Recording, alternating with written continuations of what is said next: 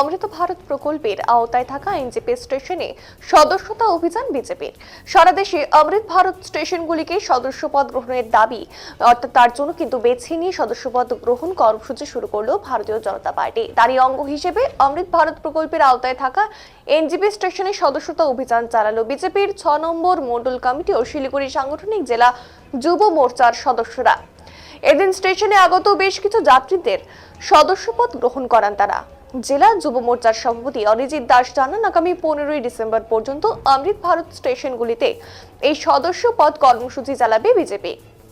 আর তারই অঙ্গ হিসেবে এনজেপি স্টেশনে এই অভিযানে সামিল হয়েছেন। এছাড়াও তিনি জানান, মানুষ স্বতঃস্ফূর্তভাবেই তাদের এই অভিযানে সামিল হয়ে সদস্যপদ গ্রহণ করছে।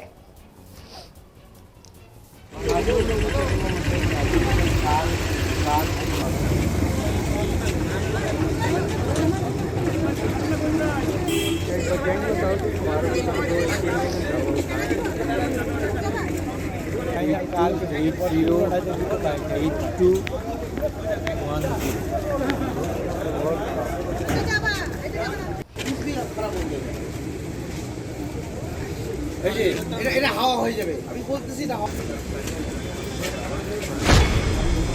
আমাদের সদস্যতা অভিযান চলছে, বিজেপির সদস্যতা অভিযান সংগঠন পর্ব। আপনারা জানেন যে আগামী 15 তারিখ পর্যন্ত কার্যক্রম চলছে। আজকে সারা ভারতবর্ষব্যাপী সমস্ত অমৃত ভারত যে স্টেশন, রেল স্টেশন, সেই অমৃত ভারত রেল স্টেশনে সদস্যতা কার্যক্রম চলছে যুব মোর্চার পক্ষ থেকে। এখানেও 6 নম্বর মণ্ডল যুব মোর্চার ব্যবস্থাপনায় শিলিগুড়ি সাংগঠনিক জেলা যুব মোর্চা এবং এখানে 6 নম্বর মণ্ডল বিজেপির সহযোগিতা আছে।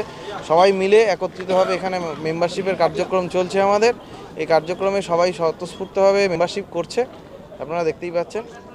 এই কার্যক্রম চলছে, এখনও অনেকজন হয়েছে, আরও আমরা চালিয়ে যাচ্ছি, কন্টিনিউ চলবে কিছুক্ষণ।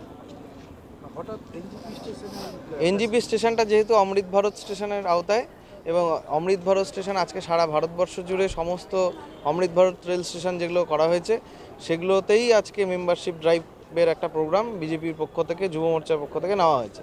তার জন্যই আজকে এনজেপি। প্যাসেঞ্জারদের সাড়া ভালো আছে, অনেকেই নিজে থেকে আগ্রহ করে আসছে, আবার অনেককে অ্যাপ্রোচ করা হচ্ছে, তারাও সহযোগিতা করছে।